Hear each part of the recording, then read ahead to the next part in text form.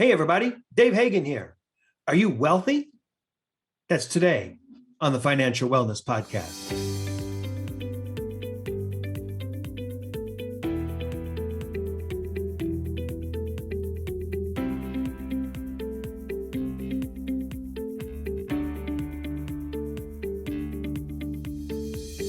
Welcome to the Financial Wellness Podcast, Dave's weekly message to keep you on your path to the financial success. Here is your host, financial problem solver and talk show host, Dave Hagan. Hello, everybody, and welcome to this week's edition of the Financial Wellness Podcast, as we like to call it. You're listening to episode 509, and today we are going to answer the question, are you wealthy? But first, hey, look, it's Nick Appel. How you doing, Nick? Hey, look, it's David Hagan. Nick's coming to us from a remote location today, a secret remote location. Thank you for dialing in and being with us. Of course, man. I'm looking off of my balcony out to the sea, and it's not a bad view, Dave. Nice. Well, it sounds like maybe you're wealthy in some ways there, Nick.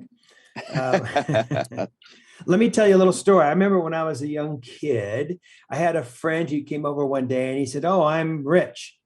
And I said, "No way, you're not rich. You live 3 houses down. I see your house. You're not rich."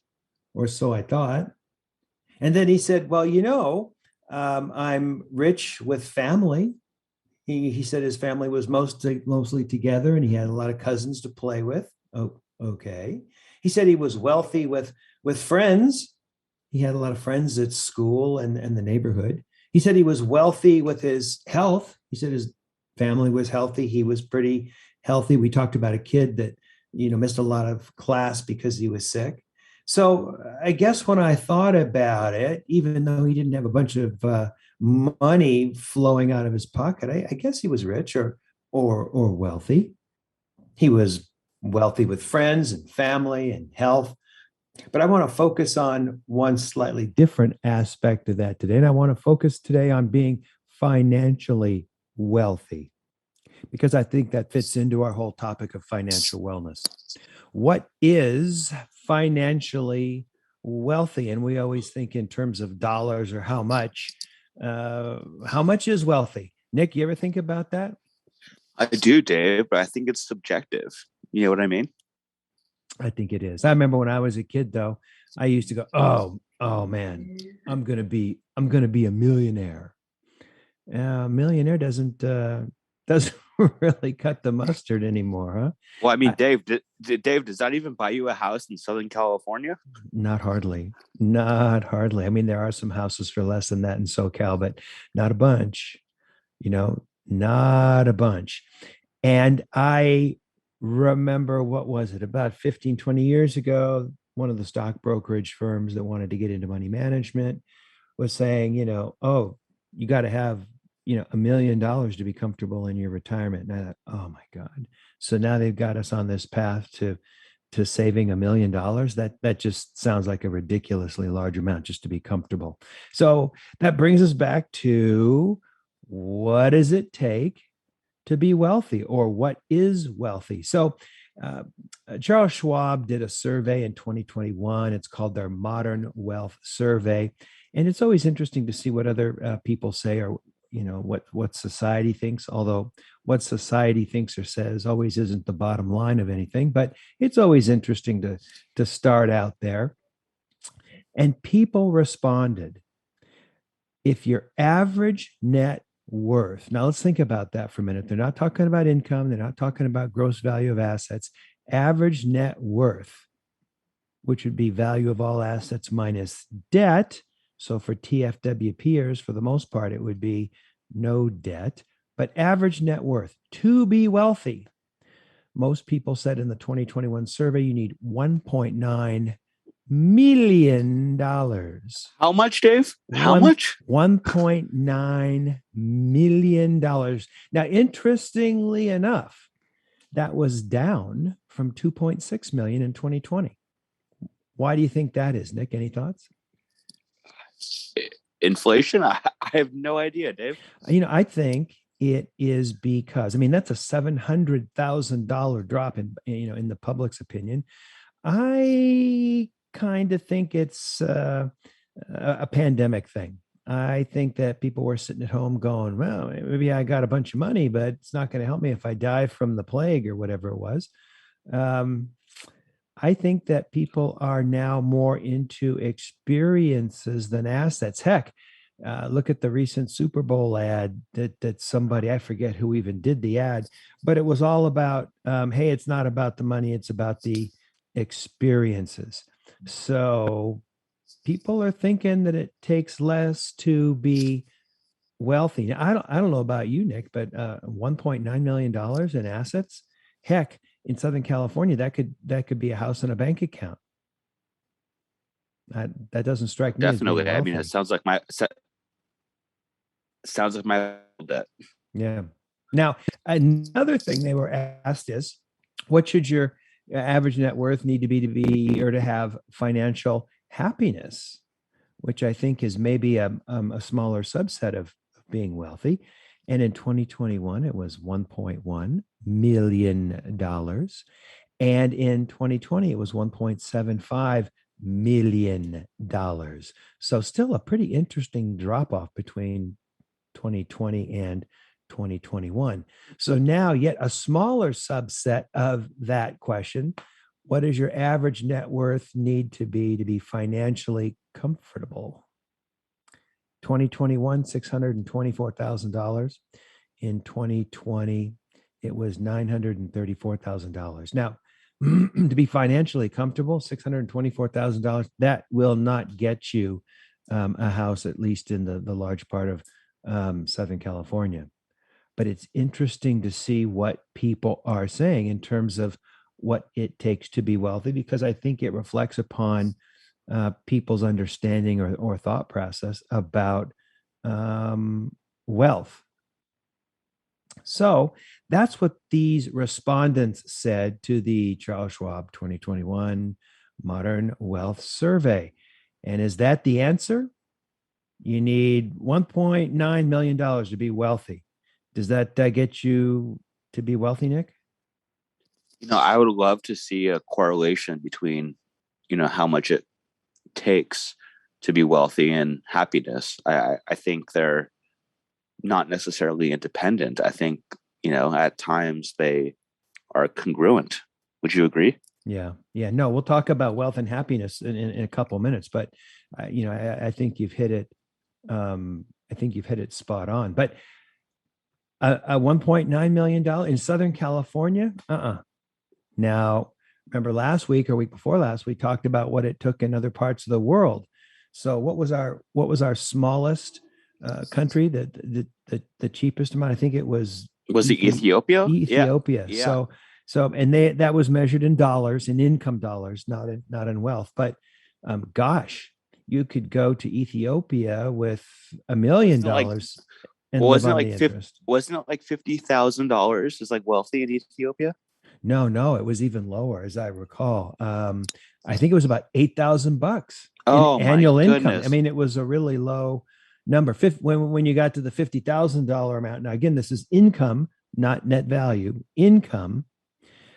$50,000 got you into, I don't know, like Brazil and some other countries around the world. So, and I think that point that you're making, Nick, leads into or supports what you had said just a few minutes ago, that it's subjective. So, and I happen to agree with you. I think it depends upon the person, or said another way, wealth is in the eye of the beholder. I'll give you a couple of examples. I remember years ago, my wife and I went on a kayak boat tour on the backside of Kauai. And you're out in the ocean, you see these rocks and these waterfalls and all this stuff. And every day, twice a day, these two guys would take out a bunch of these butt white tourists and show them the wonders of Hawaii. And you could tell that they probably didn't have a lot of money. I mean, when it was time for lunch, they were eating pretty skimpy stuff. They weren't eating really well, but I'm sure, in fact, I can guarantee you that they felt pretty wealthy at the end of a long, hot day, because the tip jar was full and they had enough for a nice meal to eat like kings. And they got to share this incredible, physical splendor with boatloads of people twice a day. I'll bet you they felt pretty wealthy. Or speaking about things being in the eye of the beholder, I remember years ago, we were in Dallas. We drove out to a Texas Rangers game and bought some tickets from a guy out front because the game was sold out. And I said, well, are they good seats? He goes, oh, these are incredible seats. They're great seats. So we bought these tickets and we go in and they're up in like the third level in the top. And as we sat down in the seats, I saw him sitting down a couple seats before and I said, hey, I thought you said these were really great seats. He goes, they are, aren't they? They're really great. They're behind home plate. So to him, sitting on the third level behind home plate was like phenomenal. And to me, I knew someone who had seasons out at the Dodger Stadium and we were like 10, 15 rows behind the dugout. So some things are in the eye of the beholder. Great tickets, great entertainment experiences, and probably wealth. A lot can be in the eyes of the beholder. So as we were saying a couple minutes ago, we talked about what it takes to be wealthy. And we talked about what it took to be wealthy in different cities around the United States. And then we talked about, what it took to be wealthy in terms of income in different countries around the world. I thought that was all very interesting. It kind of allowed us to line things up and look at other things, but it also gave us an opportunity to put another element into our financial plan. That is, you don't have to have a great big pile of dough if you're interested in going to live in Ethiopia or Brazil or Australia or some of these other countries. So now we're still struggling with this idea. What is financially wealthy? We've acknowledged that it's in the eye of the beholder, or as Paul Simon used to say, one man's ceiling is another man's floor. We talked about the fact that it's not necessarily measured by income, but net worth. Net worth defined as assets minus liabilities. So we still don't have a good answer. We've looked at the Charles Schwab survey, which I thought was interesting. But I don't think we put our finger on it. So let me tell you, to me, just to me, being financially wealthy means being on the path towards or having achieved financial independence, which is one of our primary goals here at TFWP. And to me, that means that the interest or gains on your investments is sufficient to support your lifestyle. That to me is when you can be retired, although we've said retired is such a poor word for that. That's when you are financially independent. Once you have achieved that, you can make a lot of different choices in terms of your life, recreation, work, et cetera, et cetera. So to me, at least, financial independence or being financially wealthy means that the interest or gains on your investments is sufficient to support your lifestyle. And that means you can get more investments and have more interest, or it means you can take more risk and get higher interest on your investments, or it means that you can have a lower expectation in terms of what it takes to live. And we talked about Ethiopia, but also like my two friends in Kauai. I bet it didn't cost them a lot to live, and yet they had a pretty phenomenal lifestyle. So I suppose the next question that comes up, or that I think about, is are wealthy happy? Does wealthy mean that you're happy? And I don't think so. When I was younger, I used to think so. Hey, if somebody's wealthy, that means they got it together. That means they're happy. That means they have a good home life. They have, highly productive kids, et cetera, et cetera. I don't think so, though. I've seen a lot of unhappy, wealthy people. And by the same token, I've seen a lot of people that are very much of modest means, and they're extremely proud and extremely happy. So I don't think that wealthy necessarily means happy. And it also seems to me that a contemplation of what it takes to be wealthy is a good opportunity to get back to your core values, and your goals. And hopefully, you've spent some time here at the beginning of the year. This podcast is going to be dropped towards the beginning of the year, and hopefully, you've already had an opportunity to do that for this year. What, you haven't? Well, there's still time. We're only 10, 12% into the next year. Do that before you come back to next week's podcast. But as you're looking at your goals and values, as you're thinking about what it takes to be wealthy, that's something else to tuck into that contemplation at the beginning of the year, at the beginning of every year. Your definition might change. When I was young, being wealthy was, I don't have to go to work. I don't have to do anything. I can sit around and watch TV and have a house and have enough food and have a dog. My thought in terms of what it takes to be wealthy, or what wealthy means, is a lot different these days. So maybe it'll change over the course of your life. So here's some thoughts. Number one, think it through. Think it through. What does it take to be wealthy in your mind? Spend some time on it. Jot down a few notes so you can go back to it. You'll see how it may change over time.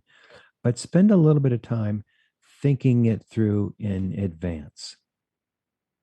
Thought number two, income is not wealth. Hopefully, we've stepped on that hard enough the first part of this year that everybody understands now that income is not wealth. That's a false thing to pursue.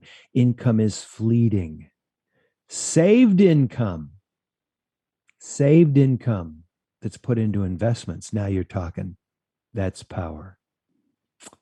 Thought number three, wealth is different for different folks. Wealth with the two guys in Hawaii is different than somebody living in the city.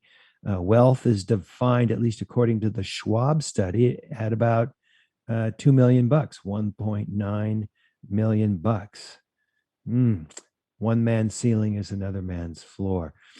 Thought number four, wealth doesn't necessarily mean happy. There's lots of people that are happy that are not wealthy, and there's lots of wealthy people that certainly aren't happy. Another thought number five, don't compare.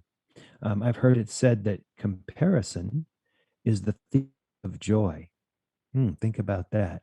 Comparison is the thief of joy. Don't compare. Decide what's right for you and pursue what's right for you, and don't compare it against anybody else. Here in Southern California, we've got this phenomenal automobile society. Everybody drives. Hardly anybody uses public transit, which is kind of a shame and a different discussion. But everybody's driving around. Everybody wants to have a nice new car. Everybody's got these really high car payments, and they're driving around these depreciating assets, which is crazy to me. I did that for a while. I gave up on that. So comparison is the thief of joy. Don't compare what you got compared to somebody else. Decide what you want and go get it. That's a much better way to look at it seems to me. So here at the TFWP, we try to give you tools and things to think about to help you evaluate your core values and your goals, and then develop a plan on how you need to get pointed in the right direction so that you can feel wealthy, not only in your financial life, but maybe along the way, some other areas of your life as well. So I think that's a wrap. We talked about being wealthy today. Now you've got all sorts of stuff to think about. It should be part of your tombstone thought process, or your thought process as you're putting together your tombstone and you're putting together your financial plan every year. Just some things to think about. This is Dave Hagan, and you're listening to the Financial Wellness Podcast. You've been listening to the Financial Wellness Podcast, Dave's weekly message to keep you on your path to financial success.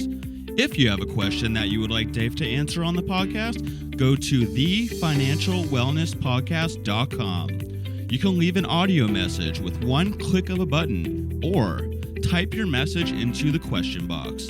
Either way, it's sent right to Dave's phone. Don't forget to subscribe to the podcast so you receive the new episode notifications. Let's listen in now as Dave answers some emails. All right. So Nick has stepped out for a minute. I've got an email here that I will read. I think it's pretty relevant in terms of what's going on in the world today.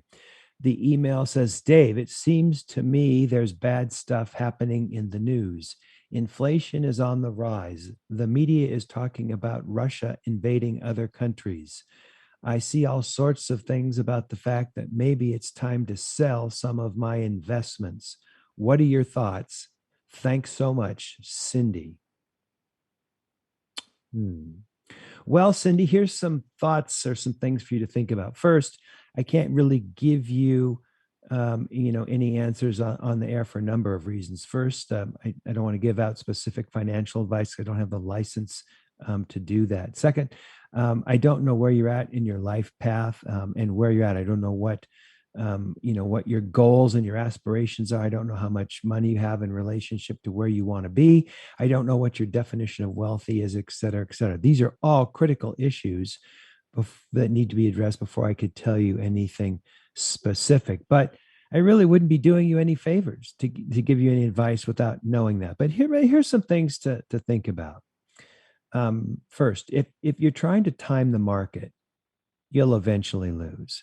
So if you're trying to sell on bad news and or before bad news and then buy as things go up, most people that buy and sell or try to time the market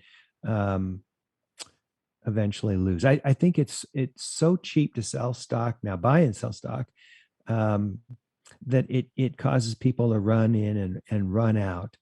And I know the market goes down and you go, oh man, I got to sell it. I got to prevent more loss. It's because our brains are wired to abhor losses. But, a lot of times when things dip, you got to stay with it. It's too easy to try and buy and sell and time the market. And most people that do that don't come out very well.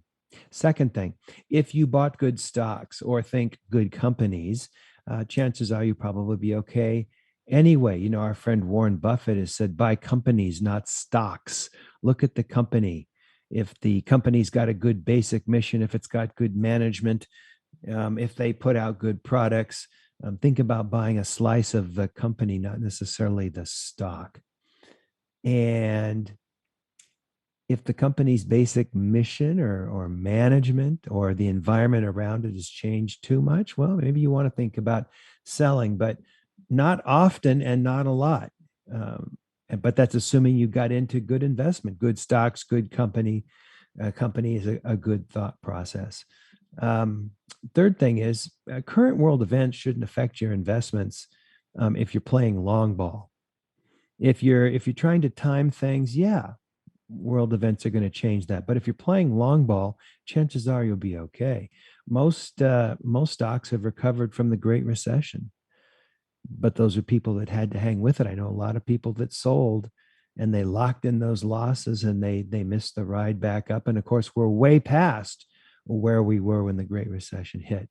I know a lot of people were tempted to sell when COVID hit, and those people that stayed in the game have now recovered and then some. So if you've got the right set of companies that you've purchased, if you've got the right investment strategy, if you're playing long ball, chances are you're going to be okay, even in times of inflation or world events. And then the last thing I would say is, take some time to talk to your advisors.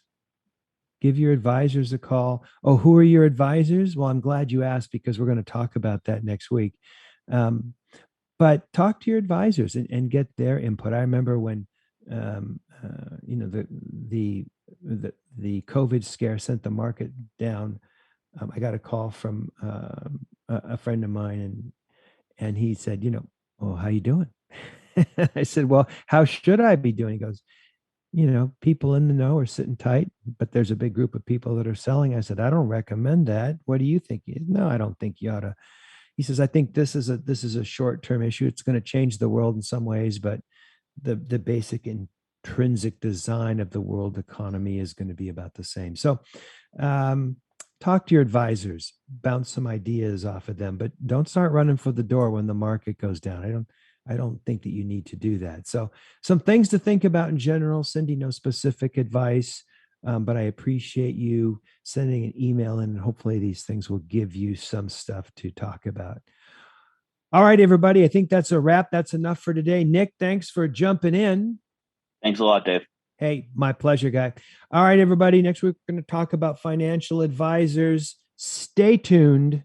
This is Dave Hagan, and you've been listening to the Financial Wellness Podcast.